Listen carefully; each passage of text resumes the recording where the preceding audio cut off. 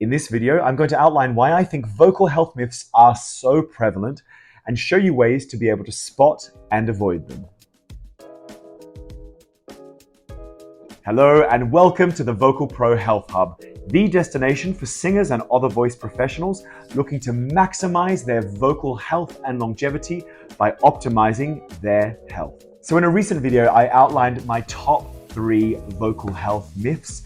However, in my experience, a lot of singers and other vocal professionals are aware that the world of vocal training and vocal health is riddled with half-truths, myths, and some just outright nonsense that gets passed off as advice despite all the evidence to contradict it. Here I'm talking about things like caffeine dehydrates your voice, milk and other dairy products create mucus, opera singers need to be overweight in order to be able to sing, you should megadose on vitamin C if you have a cold, things like that. Have you had your mind changed about any vocal health myths recently? Something maybe you used to believe that now you know not to be true? Let me know in the comments below.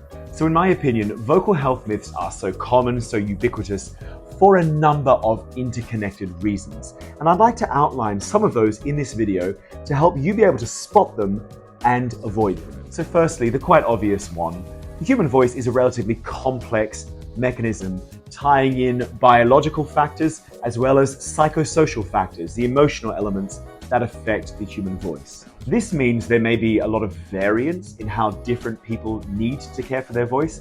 And of course, many people may not fully understand how the voice works or how to care for it properly. So this lack of understanding can lead to the spread of misinformation and other myths.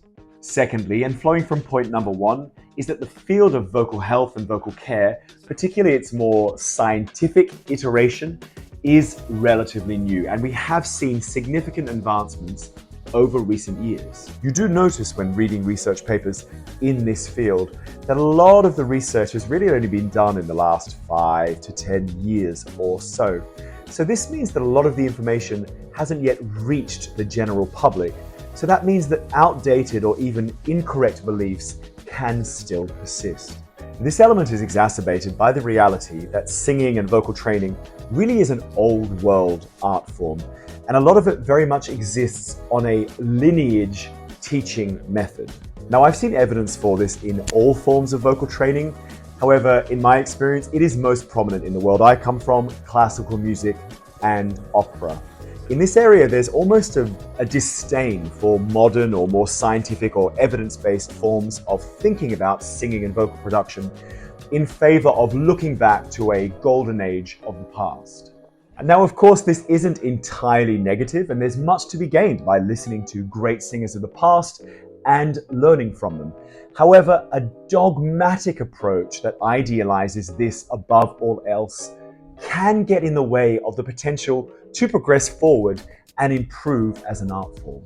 So not only do we have a dissemination of information problem, a lot of this research is quite new and it just simply takes a bit of time to get to people, but we also have a bit of a combat of information problem where people can feel quite confronted or threatened by new information and thus react by dismissing or pushing back against it. Thirdly, the slightly ironic point, of course, social media can play a significant role in the dissemination of information.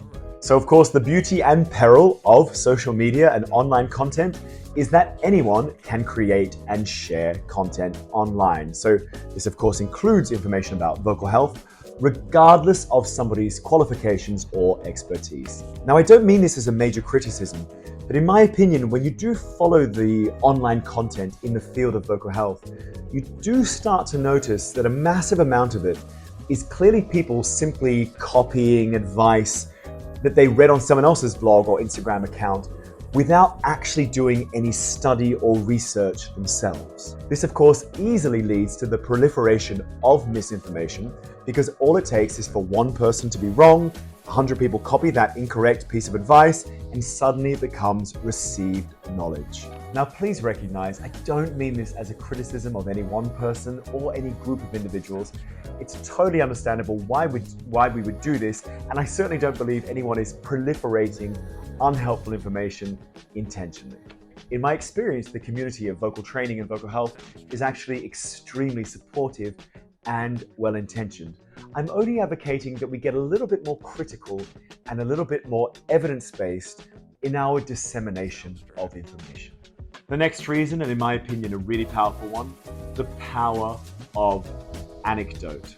So it's completely understandable that if our favorite singer or voice professional once gave a lecture or a seminar or an interview where they said, well, I avoid caffeine because I think it's bad for my voice, we of course idolize them so much that we also take that advice to heart regardless if there's any evidence base for it. This one is of course completely understandable, and we know from research that the power of anecdote is extremely compelling. We find human stories to be far more interesting and far more compelling than reading boring research papers and peer-reviewed advice. But of course we all logically know that anecdote is exactly that, anecdote. It's a study of n=1, which may be interesting, but it gives you no information about the generalizability of that particular advice. Finally, we are all drawn to quick fixes, miracle cures, and easy solutions, particularly when it comes to our health. So of course, vocal health myths that promise quick results or secret techniques can be far more appealing than evidence-based practices that require time, dedication, and effort. So those are the reasons I believe that vocal health myths become so prominent. Do you agree? Perhaps you think I've missed something off the list. Let me know in the comments below. Perhaps you have another reason why you think this misinformation becomes so ubiquitous.